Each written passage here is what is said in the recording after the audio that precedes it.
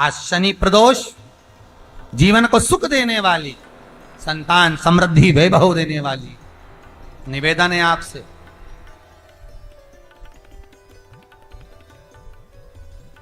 सूर्य अस्त का समय हो, प्रदोष का समय, प्रदोष काल शाम के समय पर कटोरी में सरसों का तेल ले लीजिए। शंकर के शिवलिंग पर किसी मंदिर में जाकर सरसों का तेल शिव पर चढ़ा। तेल चढ़ते समय शंकर के शिवलिंग पर त्रिपुंड बना दें। ये एक उंगली, चीटी उंगली के पास वाली उंगली शंकर के शिवलिंग पर टच कर कर रखें और अपनी मनोकामना पूर्ण कहें। बाबा विश्वनाथ पूरा करता है। भगवान शंकर के द्वार पर स्वयं शनि महाराज आज मिलने के लिए, और जितने ग्रह नष्ट देने वाले हैं, कारक ग्रह हों, बेकार वृत्ति वाले हों, वो सब आज शनि सबके दोष मिटा देता है। शंकर भगवान के मंदिर में आज शनि प्रदोष के दिन मंदिर में नहीं तो घर में अगर शंकर का शिवलिंग है तो एक दिया अवश्य लगाओ। शनि महाराज जीवन का सुख प्रदान करेंगे, आनंद। शनि प्रदोष, मान लो कोई व्यक्ति पैसे खाकर चले गया, नहीं दे रहा है, तो शास्त्र कह रहा है भगवान शंकर के मंदिर में शमी का पत्र, शमी का पत्ता, शमी पत्र, शंकर के मंदिर में काली तिल्ली के साथ में शमी पत्र, शनि प्रदोष सुख का दिन। स्वयं शंकर को प्रिय है प्रदोष का व्रत, इसलिए निवेदन है बन सके व्रत करते हुए भगवान शंकर का अनुमोदन करें, जीवन को सार्थक बनाएं। भगवान शिव का स्मरण करते हुए आनंद करते हुए। शंकर सुख की दैनी है, शिव आनंद के देते। वो क्या नहीं देता?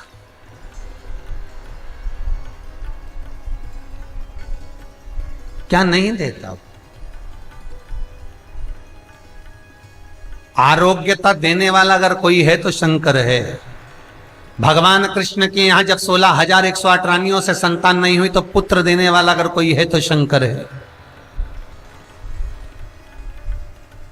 क्या नहीं देता? और भगवान राम और कृष्ण को यदि परम धाम जाना भी है, राम और कृष्ण को अगर परम धाम की ओर जाना भी है और उनको अब कहना है कि अब तुम्हें प्राण छोड़ना पड़ेगा, तो मृत्यु का निमंत्रण देने वाला भी शंकर ही है, शिव, कोई दूसरा नहीं। मृत्यु का निमंत्रण देने वाला भी शंकर। आप रामचरितमानस उठाकर देखिए,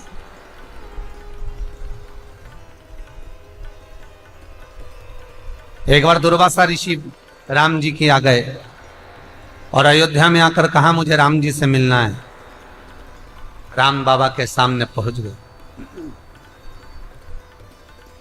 और राजा राम जी के सामने पहुंचकर दुर्वासा बाबा ने राम जी से कहा मुझे आपसे अकेले में बात करना है, इस लक्ष्मण को हटा दीजिए।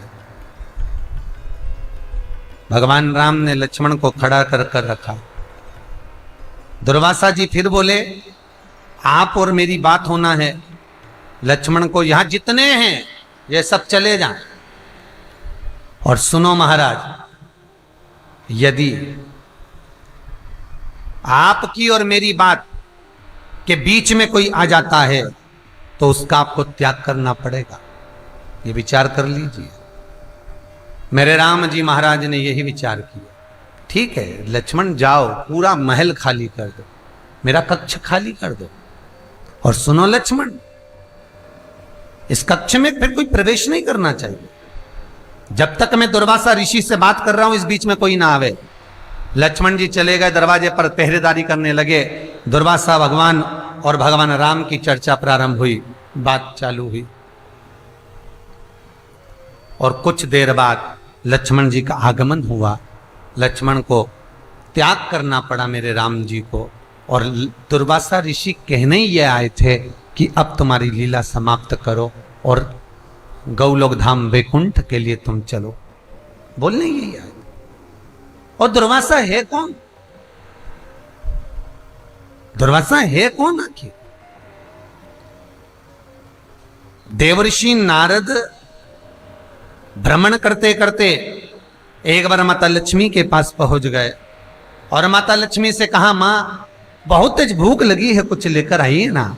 माता मोतीचूर का लड्डू ला कर दे दी और माता ने मोतीचूर का लड्डू ला कर दिया तो नारद जी ने खाया और खाते सी नारद जी बोले, मैया लड्डू तो अनसुईया जी के घर का था, लड्डू क्या जोरदार बनाती अनसुईया मैया, पर तेरे लड्डू में स्वाद नहीं आया।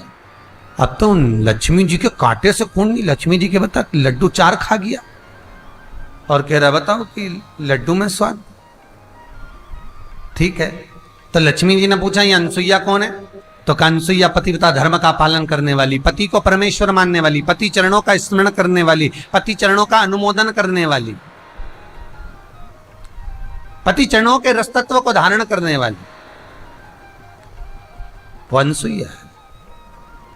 और अनसुईया मैया पति के चरणार बिंद का रसतत्व ग्रहण करती, पति के चरणों का अनुमोदन करती, पति के चरणों को नमन करती, वो अनसुईया।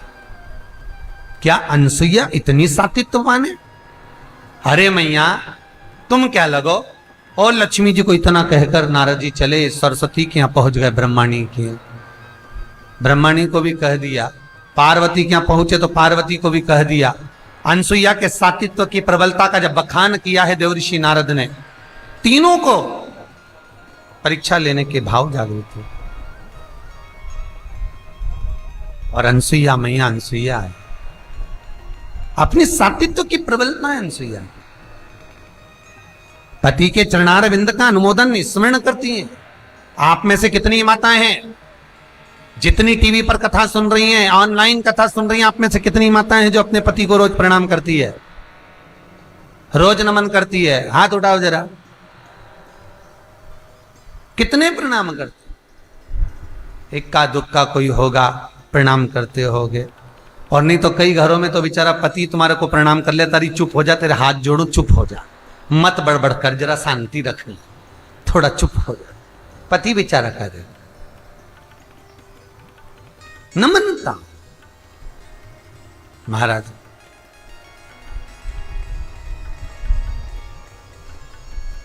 अब अनसुईया मैया पतिव्रता धर्म का पालन करने वाली, पति को परमेश्वर मानने वाली, पति चरणारविंद का अनुमोदन करने वाली, और तीनों देवियों ने अपने अपने पतियों से कह दिया। लक्ष्मी ने भगवान विष्णु से, ब्रह्माणी ने ब्रह्मा से, पार्वती ने शिव से कहा जाकर परीक्षा लीजिए, और नग्न अवस्था में परीक्षा लेना।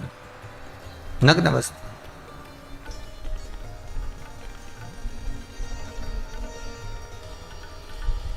जाओ, चले। ब्रह्मा विष्णु महेश ने जाकर आवाज लगाई, माता भिक्षाम देई, माता भिक्षाम देई। जैसे ही भिक्षा के लिए आवाज लगाई, अनसुईया जी बाहर आए। बाबा ये लो। तीनों देवता जो ब्राह्मण के रूप में थे, उन्होंने कहा भिक्षा ऐसे नहीं लेते, वस्त्र उतार कर आओ, नग्न अवस्था में आओ। अनसुईया जी कहती हैं, बाबा किसी पर पुरुष के आगे नारी कैसे वस्त्र विहीन आ सकती है? बाबा कहते हैं, माता भिक्षा तो हम ऐसे ही लेंगे, अगर आप भिक्षा नहीं दोगी तो हम भूखे रह जाएंगे, और हमारे भूखे रहने का दोष आपको लगेगा, भिक्षा दीजिए। अनसुईया जी अंदर गई, आंत ऋषि के कमंडल का जल लेकर आई। अगर मेरा सात्वित्व पक्का है, मैंने पति की सेवा परमेश्वर मानकर करी है, तो ये तीनों की तीनों बच्चे हो जाएं, बालक हो जाएं। और जल छोड़ दिया, और ब्रह्मा विष्णु महेश 1.5 महीने के हो गए, और छोटे छोटे होकर उन अनसुईया जी ने गोदी में उठा लिया, उनकी झोली में थोड़ा थोड़ा सा अनाज दे दिया, विश्वकर्मा जी का ध्यान करा, पलना बनवाया चंदन का, रेशम की डोरी लगाई, और अनसुईया जी उनको झुला रही थी। इतने में अंत ऋषि आ गए, और अंत ऋषि ने आकर पूछा, अनसुईया ये किनके बच्चे? अनसुईया जी कहती, महाराज सब अपने। अंत ऋषि बोले, अभी स्नान करने गया था तो एक भी नहीं था। अनसुईया जी बोली, भगवान जब देता है तो छप्पर फाड़ कर देता है। अरे अनसुईया बताना ये बच्चे कहां से लाई है? अनसुईया जी ने सारा चरित्र सुना दिया। अंत ऋषि भी खुश हो गए, घर में 3-3 बच्चे आ गए। अब अनसुईया जी के यहाँ तो आनंद था, रोज नया नया आनंद। चिंता उनको लग गई। लक्ष्मी ने पार्वती से पूछा, तेरा आया क्या? ब्रह्माणी ने नहीं। तीनों देवियों ने एक जगह पर इकट्ठी हो गई, वहीं से देव ऋषि नारद निकल कर जा रहे थे। श्रीमन नारद देवऋषि नारद निकल कर, और नारद जी ने बड़े मीठे स्वर में निकल कर जा रहे थे। श्रीमन नारायण कहते कहते लक्ष्मी जी ने बड़े मीठे स्वर में आवाज लगाई, बेटा नारद, ओ बेटा नारद। नारद जी को लगा आज मैया कितना मीठा बोल रही है, कितना मीठा। और जब माताएं मीठा बोलती है तो समझ लो कि कुछ तो चाहिए। जब माताएं बोले ए जी तो तुरंत खसक लो जी, नहीं तो 500 गया जी, ये पक्का है। आज मैया बड़ा मीठा बोल रही है। बोलो मां क्या चाहिए? लक्ष्मी जी बोली तूने कहीं नारायण को देखा? हाँ मैया। अनसुईया जी क्या पल्ला में झूल रहा है? पल्ला में झूल रहा है? तो पागल हो गया, मूर्ख हो गया, चल निकल यहां से। अब लक्ष्मी जी ने तो देवऋषि नारद को भगाया। इतने में ब्रह्माणी ने पूछा तो कहा पल्ला में झूल रहे हैं। पार्वती पूछती है मेरे पति को तो कोई किडनैप भी नहीं कर सकता, मेरे पति को तो कोई पकड़ भी नहीं सकता, बोल नारद मेरे पति कहाँ है? नारद जी बोले पल्ले में झूल रहे हैं। जैसे ही सुना, देवऋषि नारद के सम्मुख में तीनों देवियां खड़ी होकर पूछती हम हमारे पति को कैसे लेकर आए? नारद जी बोले जैसे तुम्हारे पति मांगने गए थे ऐसे तुम भी चली जाओ। तीनों देवियों ने ब्राह्मण की स्त्री का रूप बनाया, तीनों एक जैसी तैयार होकर दरवाजे पर पहुंच गई। दरवाजा बंद था, आवाज लगाई माता भिक्षाम देहि, और आवाज लगाने वाली कोई दूसरी नहीं थी। लक्ष्मी जी कहती है मैं राजरानी, मैं पटरानी, में किसी के यहां भीख नहीं मांगूंगी। ब्रह्माणी कहती है मैं सरस्वती, किसी के दरवाजे पर भिक्षा नहीं मांगूंगी। पार्वती जी कहती है मेरी दौलत तो मेरा पति है, मैं मांगूंगी चलो। और पार्वती ने दरवाजा बंद था और आवाज लगाई माता भिक्षाम देहि। जैसे ही पार्वती जी ने आवाज लगाई, बीच में शंकर जी सोए थे पलने में, इधर विष्णु इधर ब्रह्मा। शंकर भगवान ने दोनों कोनी मार कर कहा मेरी तो आ गई, मेरी तो आ गई।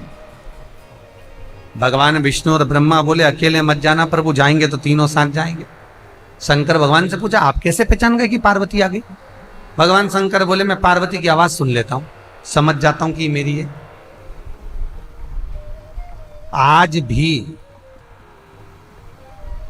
एक पति और पत्नी को हजारों जनता के बीच में पंडाल में बिठा दो तो पहचान जाएंगे कि भेरू कहां बैठा है और जगदम्बा कहां बैठी है, तुरंत पहचान।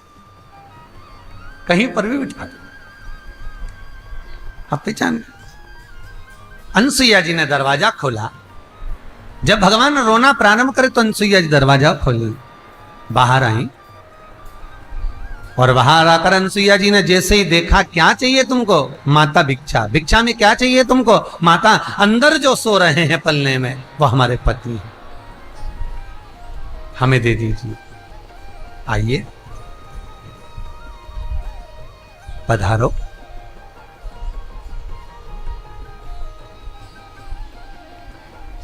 उठा लो। इतने में अंतरिक्षी आ गए। अंतरिक्षी ने कहा अनसुईया ये कौन है? अनसुईया जी कहती हैं तीनों से जाओ तुम्हारे ससुर हैं, जाओ प्रणाम करो। तीनों लक्ष्मी ब्रह्माणी पार्वती ने प्रणाम किया। अंतरिक्षी ने अनसुईया का हाथ पकड़कर बोला री अनसुईया बेटे तित्ते से और बहू लियाई साथ साथ हाथ की। अनसुईया जी बोली महाराज कमाती हुए बेटे मिल जाते हैं तो बहुएं इनको लेकर अलग हो जाती हैं। हम माता पिता ने कैसे पाल पोस कर बड़ा करा ये हम जानती हैं, ये हम जानते हैं। इसलिए जाओ उठा लो जिसको जौन सा बेटा पति चाहिए, हर माल 2 रुपये अपना अपना छाट लो। अब लक्ष्मी जी छाट रही हैं, बदल बदल के उठा लिए। अनसुईया जी को लगा पहचान नहीं पाई पतियों, पतियों को नहीं जानती।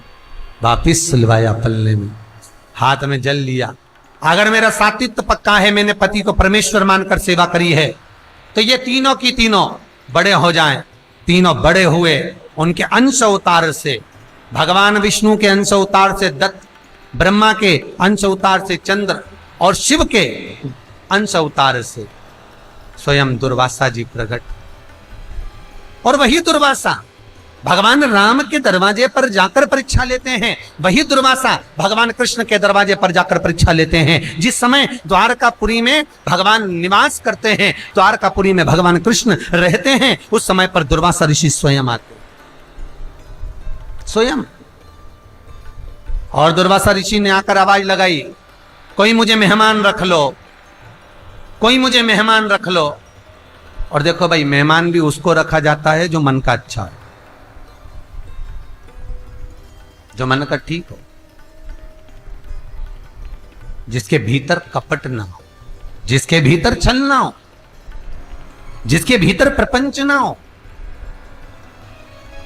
और जिस मेहमान के भीतर कपट, छल, अहंकार, क्रोध सब भरा रहता है, वो मेहमान सुहाता ही नहीं। दुर्वासा बाबा मेहमान बनकर द्वारकाधीश के यहां पहुंच गए। कोई मेहमान नहीं रख रहा, आवाज लगा रहे हैं मुझे मेहमान रख लो। कोई तो रखो, जिसको क्रोध आए उसको कौन रखे? कोई ने नहीं रखा, द्वारकाधीश ने रखा, मेरे यहां मेहमानी करो। दुर्वासा जी बोले, कृष्ण सुन ले, अगर मुझे क्रोध आ गया तो भगवान कहते आने नहीं दूंगा, रही है मेरे यहाँ। एक कुटिया बना दी, उसमें दुर्वासा जी रहे। आज दुर्वासा जी ने अपनी कुटिया में आग लगा दी, बाहर खड़े हो गए, सब लोग पानी डाल रहे हैं दुर्वासा जी के पास में। भगवान कृष्ण ने आकर पूछा, ये कुटिया में आग किसने लगाई? दुर्वासा जी की। दुर्वासा जी भगवान कृष्ण की पीठ ठोक कर कहते मैंने लगाई। भगवान कृष्ण बोले, तुम्हारे घर में तुमने आग लगा दी? दुर्वासा जी बोले, मन मेरा, मैं तो मेहमान, और मेहमान तो आग भी लगा सकता है। नहीं नहीं,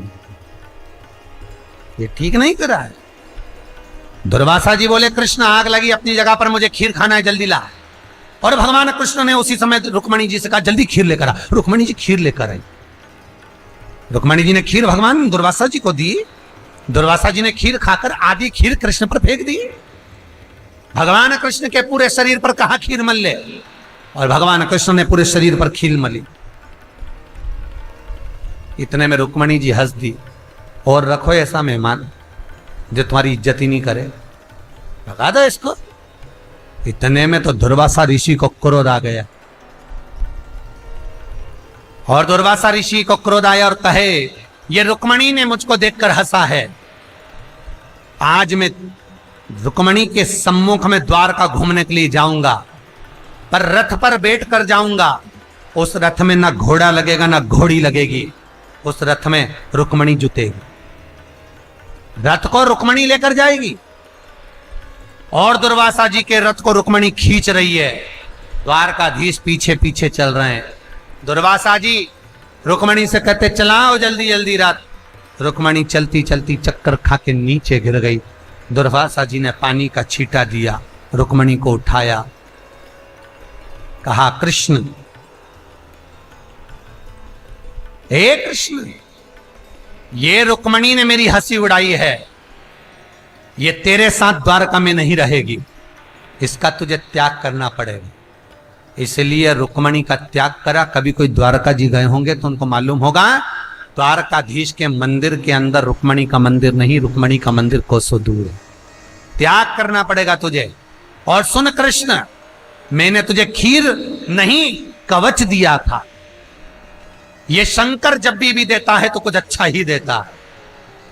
दुर्वासा जी कहते हैं, मैंने तुझे कवच दिया था, उस कवच को तूने पूरा नहीं पहना, पांव के तलवे में खीर नहीं लगाई। कृष्ण कहते हैं, गुरुदेव, हे भोलेनाथ, ब्राह्मण संत की खाई तो प्रसादी हो जाती है, प्रसाद को पांव में कैसे लेता, इसलिए तलवे में नहीं लगाई है। दुर्वासा जी बोले, कृष्ण, मैंने तुझे कवच दिया था, उस कवच को तूने पूरा नहीं पहना, तेरे प्राण छूटेंगे तो पांव के तलवे से छूटेंगे। इसलिए जरा नाम के व्याघ्र ने जब बाण छोड़ा तो वो भगवान कृष्ण के पांव के तलवे में लगा, पूरे शरीर में कहीं नहीं। कवच नहीं पहना, कवच धारण नहीं करा। महाराज, दुर्वासा जी का अवतार ही शंकर का है। अगर जन्म देने वाला है तो शिव है, और मृत्यु देने वाला भी है तो शंकर ही है। जन्म, मरण और परण, ये तीन शंकर के हाथ।